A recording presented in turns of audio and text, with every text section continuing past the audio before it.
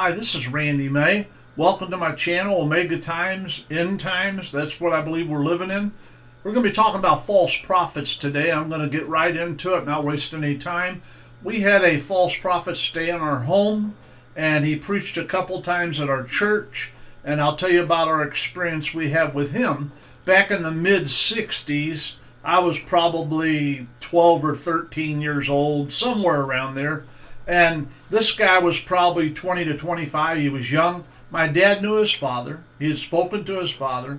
The young man called to ask him if he could come preach. So my dad booked him. And he came on a Friday night. We were supposed to start Sunday morning. And he had supper with us Friday night, visited. We all visited around and everything. And then Saturday, we had a gospel singing. And my dad told him we had a gospel singing twice a month on Saturday night. Anybody in the town could bring a guitar, they come and sing. Everybody was welcome to come sing. It was just they called it Jubilee Saturday night. So everybody was welcome to sing, play their instrument or whatever. And so anyways, he came about halfway through. My dad had him stand up and come up to the microphone at the pulpit and had him introduce himself to the people and to talk to them. He talked maybe 10 minutes, guessing, something like that. And he held cards up and said, I gave some of these out before church. If you didn't get one from me after church. I'll be out in the vestibule. And so, anyway, the service was over. He was out in the vestibule talking to people and all that. And we had refreshments after the gospel singing. And he stayed around. Of course, he had to ride in Dad's car. He didn't have a car. I don't know whether he flew in on a plane or what. My dad picked him up somewhere. He could have been a bus. I don't know. That's academic. But he had to wait for us to go home. Dad only had one car. And so Sunday morning he got up after, he stayed up quite late Saturday night. The reason I know is my father's bedroom and mother's was here. And then the next room was me and my sister. And the back room right there was his. Now that was my sister's room. We had bunk beds in my room, so my sister slept on bottom, I slept on top in the bunk bed, and he took my sister's room. We had the door wide open, and he had a desk lamp on, or light, I should say, and I got up at 2 in the morning to drink water, and he was sitting at the table with these cards in his hand as I walked by. Didn't think nothing about it. I thought, well, it is what it is. Different people sleep different ways, but I got my water, went back to bed. Sunday morning when he got up at church, he stayed out there in the vestibule Sunday morning handing cards out to everybody come in that didn't get one Saturday night, and he gave them all the cards, said he'd like to have them back after church. He'd be out there to collect them and all that. So he got up and he called a few people out, I don't know, 6 or 8, maybe 10. He called out and told them different things and new stuff and said, thus saith the Lord, that kind of deal. And then he prayed for him down front. The crowd, the people that were there, the congregation was just really sitting on the edge of their seat because he seemed so prophetic at such a young age, and he was so personable, and everybody seemed to like him. After church, we went out to eat. My mother and father, my dad didn't want my mother cooking on Sunday, because we had 2 services, Sunday morning and Sunday night. My mom was always part of the praise and worship team. She could play the piano, but she wasn't our pianist. We had another lady play the piano, another one played the organ. We had a bass guitar, 3 or 4 other guitars, lead and rhythm guitars. My drums, the list goes on. We had a lot of instruments. And so my mom and us, we all went out to eat. By the time we got back home, it was probably 2 or 2:30 in the afternoon, and church started at 7 on Sunday night. So my dad told him, me and my wife are going to bed. We're going to take a nap. If you want to rest up, you can. If you want some snacks, the kitchen's yours, like I told you. Just move like it's your home. Go on in there and eat whatever.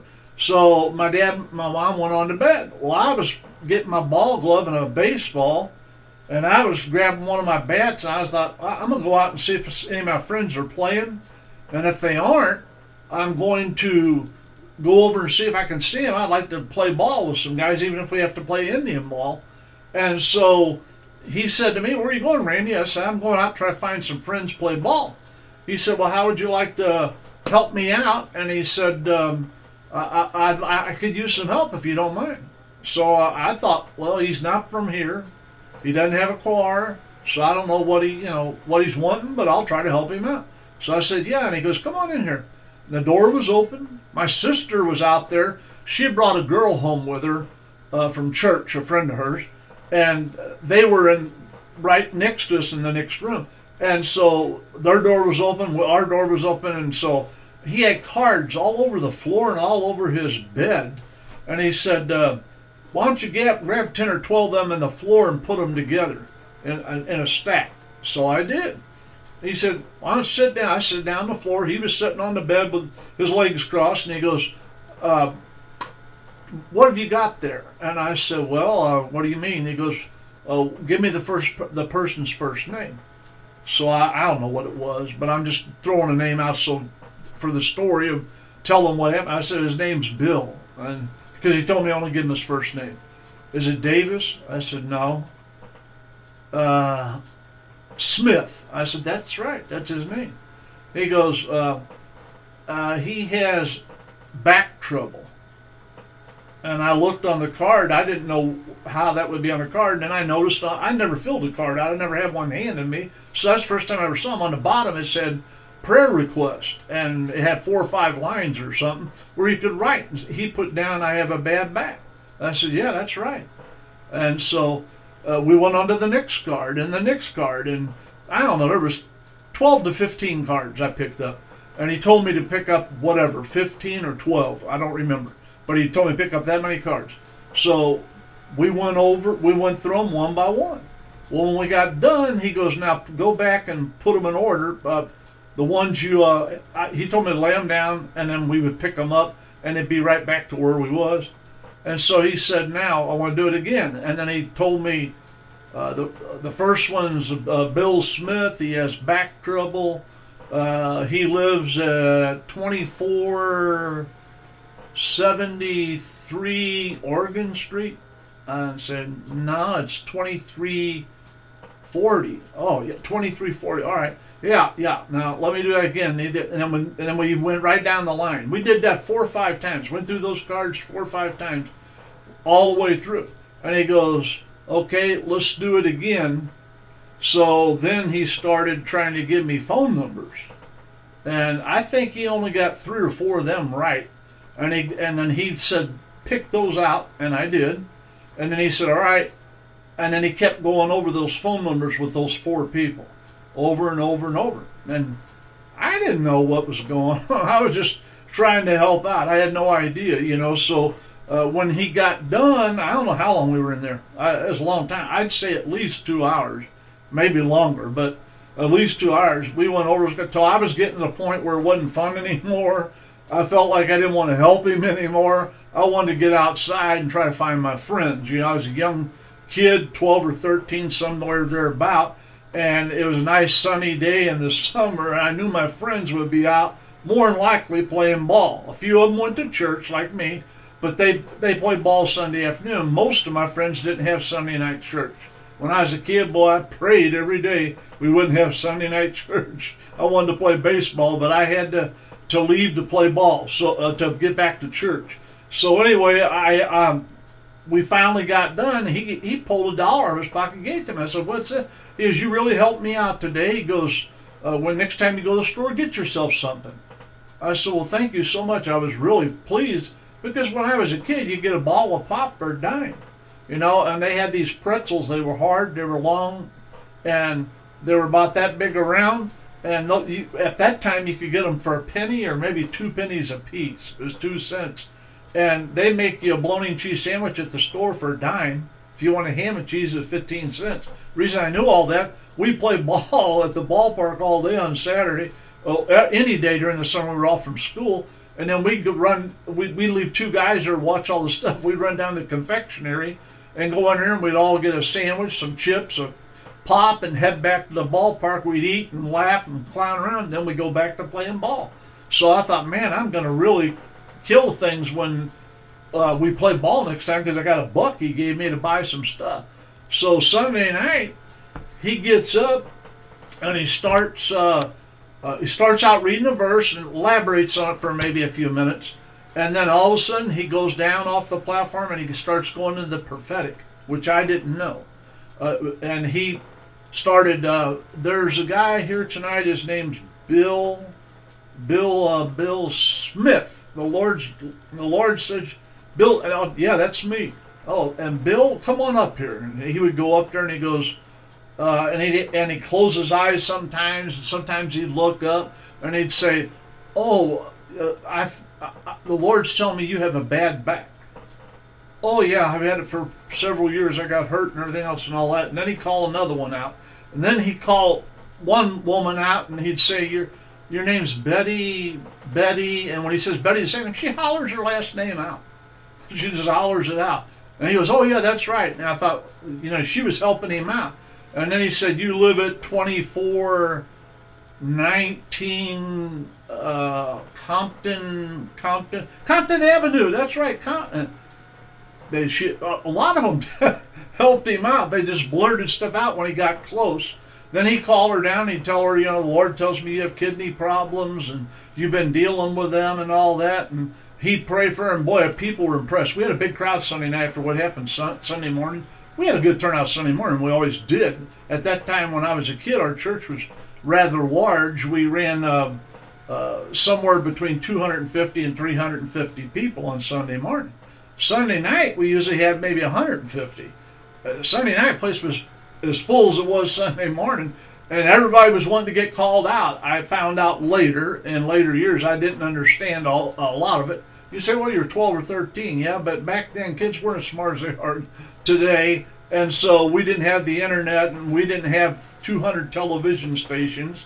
We had 5 television stations. 3 of them went off at midnight. So, there wasn't a whole lot to do, even though we were in the big city. That being said, he was being really prophetic, and he was calling people out. And I got to thinking when he was doing it, I thought, that's those names of the people we went over. Me and him, over and over and over. We went over them so many times. I was in there a couple hours to where I knew him. I could have went up there, and if he handed me a microphone, I could have called him out and told him what, But anyway, I didn't think a whole lot about it other than he was calling the same people that we worked on at the house. That's all I thought. I didn't know it was wrong. I didn't know what he was doing. I knew he was being prophetic, but I just didn't put it together. So anyway, the service went on, and he did this. And after service, we were having some refreshments in the dining hall, and he was going around talking to people. Like I said, he was young. I remember, I think he was a pretty good-looking guy or whatever, and he was very personable, and people were liking him. And so he eventually wound up down in the dining hall with them. And my dad was sitting in the office, and I said, what are you doing, Dad? Are you going to come down to the dining hall?" He goes, "Nah, I've been praying." And he said, "I've been thinking there's just something not right." Well, I had noticed, let me back it up a little bit. I noticed that my dad was sitting in his chair up on the platform, but my dad was not a highly emotional guy. He didn't let things I never seen my dad lose his temper. And I'll give you a real quick example. We had a guy come to our church that was kind of drunk, didn't want his wife to come to the church, told her if she went again, he was going to come down there and beat my dad up and all this. This guy was probably in his mid-30s. And at that time, my dad was probably 70, 65, 68 or 70 years old. And that guy started cussing my dad out in the vestibule, and he threw a punch at my dad. When he did, my dad caught his fist like that. And he goes, "Now, son, you don't want to do that. I don't want to have to hurt you." Boy, you ought to have seen the blood run on that guy's face. His eyes got as big as saucers. And my dad stopped his punch. He didn't block it away. He grabbed his hand and held on to it. He goes, "Now, son, I don't want to have to hurt you. You don't need to be doing stuff like that, all right? So I'm going to put your hand down. Don't do it again. You're going to be sorry." And that guy just like sticking a pin in a balloon. Well, then I remember my dad was an amateur boxer in the ring, fought a lot of fights. And my dad also worked in a coal mine for years and years, swinging big old sledgehammers. They didn't have electricity. My dad was born in 1895, and he worked in the coal mine. He also played semi-pro baseball, and he was a catcher. So he got run into a lot, got hit with balls and bats and everything. My dad was a tough guy. You'd have never known it because he never acted mean. He never lost his temper. He was just even keeled. Nothing bothered him. Now, surely something did, but us kids, I mean, my dad died 5 days before my 18th birthday. I never seen my dad upset, but I seen him handle guys like that more than once, and they backed down every time. He goes, "You don't want to do that. If you do that again, you're going to be sorry." So he was sitting up on the platform. I knew my father. I thought something is not right. Didn't know what it was, but I knew my dad was not happy, and he wasn't making mean looks. But I knew my father. After church, I go to his office, like I said. He says he's been praying. And I said, "Dad, I need to talk to you about something that's bothering me." He goes, "Okay, close the door." So I closed the door. I told him how this guy gave me $1, and he goes, "What for?" "Just being nice." I said, "Well, he had me sit down. There was cards all over the bed, all over the floor. He told me to pick out, I don't remember the number, folks, but we'll say it's 12. Picked 12 out, and then we went over them. I told him how we went over them, and he would quiz me. He had me quiz him, and he would give me addresses and names and all this stuff and everything else. I said, then he'd tell me, "Now let's start again." And every time I took one off, he told me to put it on the bottom. So when we got done, we're back up to where we was. We did that over and over and over until it got to the point where I was almost ready to tell him, "I got to go. I want to go play ball." But I could see the clock on the wall. My time was going down to go play ball on Sunday afternoon because I had to be at church Sunday night. My parents wanted me home at 6 so I could shower up and change into clothes because I played. And so I knew I was running out of time. Plus, it was getting real redundant, and I was getting tired of going over the same thing over and over and over. So we did that, and then he wanted to work on phone numbers. And he worked on them, and he only got like 4 or 5 of them completely right. But he goes, "Pick those out where I had the numbers right." So I did. And then he'd go over them several times. Then he had me put them all back with them again. Then when we finally got done, he gave me $1. I didn't even have time to go to the store and spend. I thought, well, tomorrow I'll hook up with my friends. It was summertime. We were out of school, and we played every day just about. So I let it go at that. And then Sunday night, I sat down with my dad, and he had me close the door. And I said, "Dad, here's what he did." And I told him. My dad said, "Yeah, yeah." He goes, "Son, I'm glad you told me that." And he goes, "I'll talk to you about that later. Would you do me a favor?" I said, "Yes." He said, "I taped the service. Will you go up there and get me that reel tape?" My dad taught me how to run the reel recorder. They had a big reel on it, and he had one in his office and one out in the auditorium. He would tape stuff. We were on the radio. My dad was on 3 radio stations. So I went on and got the tape, brought it back to him. He told me to go down to the dining hall, and he gave me 2 men's names that were elders. Said, "Tell them I need them in their office." So I did. And so I left. I went on down to the dining hall because I wanted a donut and a pop and all that. And after I ate my donut and my pop, and I went on a platform to look at my drums about something, and I don't know what it was. Anyways, I went to my drum. My dad comes to the auditorium and says, "Hey, son, come here." So I ran back to the lobby there, and I said, "Yeah, Dad." And he goes, "Go get the evangelist. Tell him I need him in the office."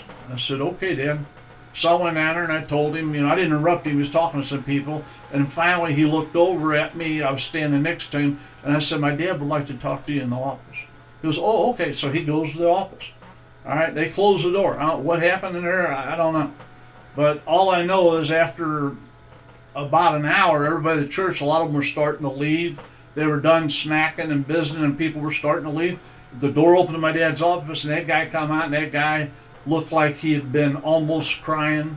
He looked real funny.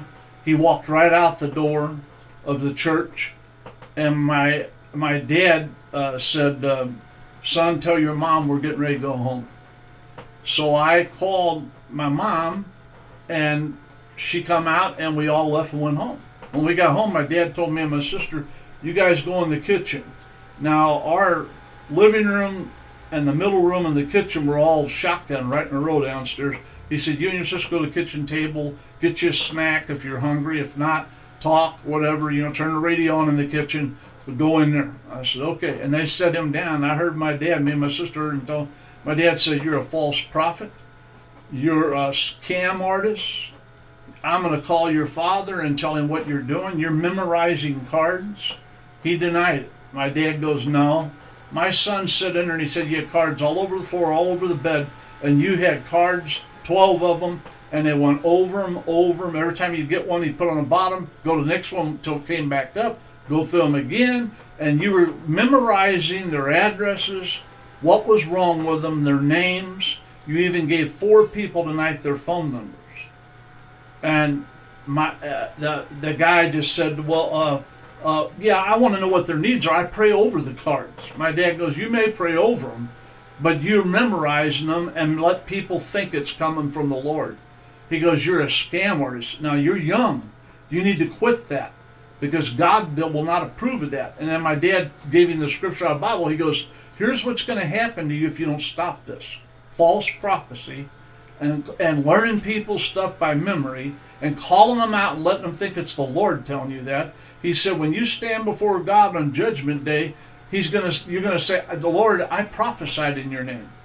He's going to say, depart from me, you worker of iniquity, I never knew you. But yet I prayed for people, and some people were healed. Maybe they were healed, I'm not sure, but we did, I did this in your name, I did that. And he's going to say, depart from me, you worker of iniquity, I never knew you. He said, just because you're pulling this off and getting big crowds and people are impressed, he goes, you are a false prophet, you're a charlatan, and the revival is over. You're not preaching in my church, and I'm going to call your dad tomorrow and tell him what's going on and tell him he needs to talk to you, and you need to change your ways because you're going to answer to God for this. And he goes, now I've got to face my church tomorrow night who's expecting you there, and you're not going to be there, and I'm going to tell them why you weren't there, that you're a false prophet, you're a charlatan, and I'm going to tell them what you did having my son help you memorize the cards. My dad never got mad, but when my dad spoke firm, you listen, all right?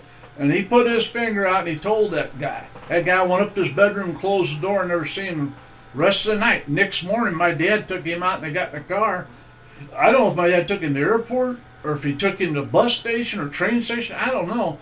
He didn't have a car, but my dad took him somewhere, and Dad said he's on his way out of Missouri and he's on his way back home. And so my dad met the people Monday night, told them at church what happened. He went on and preached a real good sermon. He told them how he was a charlatan, that he was memorizing the cards, that God didn't give him that. It was fake, and how he was a fake preacher. And there was a buzz at our church for a couple of weeks, but my dad said, that cannot go on. All right? So I never thought no more about this guy. Till in the 80s, I saw him on TV. And I was like, God, I can't believe it. He had an unusual name that not everybody has. And I'm like, oh my God, that's a guy that was in our church, when I was a kid. He stayed in our home and everything. And so he got exposed again for doing stuff. So he disappeared. And then when I was pastoring, he reappeared and he started doing other stuff. And bottom line is, folks, he's still a charlatan. He's still a pathetic person. He's not prophetic. He's pathetic. He still runs scams. He still bilks people out of money. He has not changed one bit.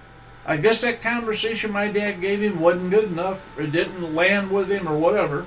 Maybe, I don't know if his father talked to him about it. I'm sure he did. But I don't know what happened. But he's not changed. He's still a fake, false prophet.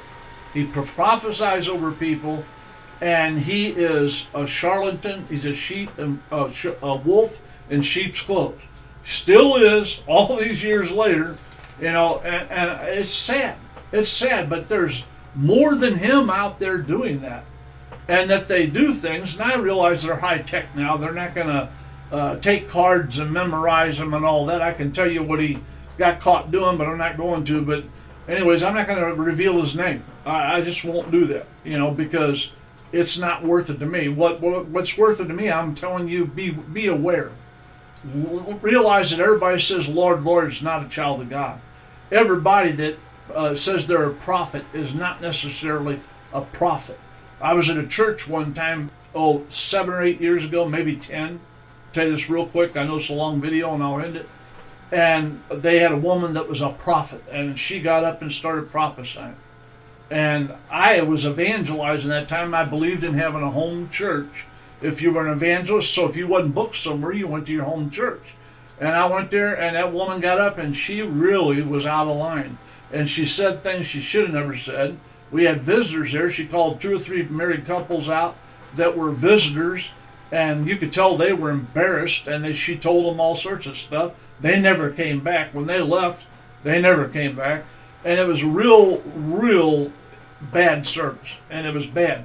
And yet the pastor stood there and let it go on, and so I finally got to the point. I told my wife, I said, I'm about ready to get up and leave. I'm almost going to get up and say something, but I'm not the pastor. But what I'm saying is those prophetic people are out there who profess that. Not everybody that professes to be a prophet is a prophet. So be very, very careful, and especially giving your money and buying things, getting on somebody's mailing list where they fleece you all the time for money. You gotta stop that stuff. You've got to nip it in the bud, as Barney Fife says. Nip it, nip it, nip it. Because if you don't, people like that just continue to go on scamming people, and we need to resist them, and we need to not allow false prophecy to yourself. That lady started prophesying over me, and I stopped her in her tracks. I said, "You're inaccurate 100%. You're barking up the wrong tree." And she moved on. And that was the end of that. Why? Because she's a false prophet. Nothing she was saying was right. It was off base. And some things you don't say in church anyway. And so we need to realize that I guess I'm glad I met him, because it opened my eyes when I got older to how false prophets operate and what they do. And he really scammed people and fooled them. But my dad had to face the church Monday night. He preached a wonderful sermon. We had a great praise and worship team. Everybody had a real good service and enjoyed it. After my dad, at the end of the service, my dad told him, "I told you I'd tell you why the preacher's not here. I didn't want to ruin the service and kill the spirit." And then he told him why. He sent him packing because he was a false prophet, and told him how he learned everything about him. And that's why he knew. And I couldn't believe people didn't realize it anyway. They're out in the lobby. You write on there you have heart trouble. All right, you give it to him. He calls you out and tells you got heart trouble, and you gave him the card. You don't put 2 and 2 together. I guess when I was young, I didn't understand. When I got older, I thought, man, people are real gullible and naive. Don't help them, all right? If somebody tries to prophesy over you, don't help them. Don't give them information. Make them do it. Find out if they're really real. Try the spirits, but don't help them out, So I love you. I hope you got something from this. I'm sorry that I've been reluctant to do it, but I just felt like the Lord now was a time to let you know there are false prophets out there. There are people that are wolves in sheep clothing. There are people that says they're prophetic, but they're pathetic. And you need to be careful. Steer away from them. Don't be around false prophets. It's not good. Anyway, I hope that you will do something for me if you would. Subscribe to my channel. If you hit that subscribe button at the bottom of your right screen, and subscribe and click like, if you make a comment, I'll do everything I can to answer your comment as quickly as I possibly can. But I need subscribers in order to push things out further to other people.